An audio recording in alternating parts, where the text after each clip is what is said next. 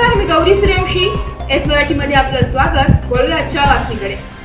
भोकरदन शहरात दुचाकीची सुट्टी भाग चोरीच्या घटनेत दिवसेंदिवस वाढ होत चालली असून त्यामध्ये मॅगव्हिन व त्याचे टायर चोरीच्या घटना मोठ्या प्रमाणात होत आहे.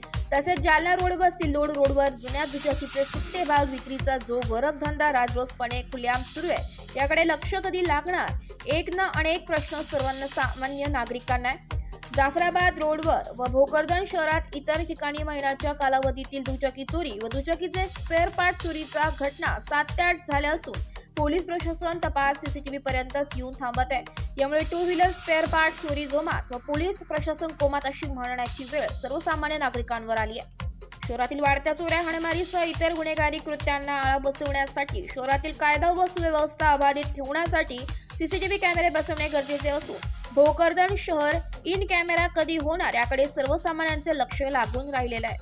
एस मराठी न्यूज साठी प्रतिनिधी अमोल शिंदे, भोकरदन. अशाच नवीन ताज्या घडामोडी जाणून घेण्यासाठी आमच्या एस मराठी न्यूज चॅनलला लाईक करा, शेअर करा, सबस्क्राईब करा आणि बेल आयकॉनला क्लिक करायला विसरू नका.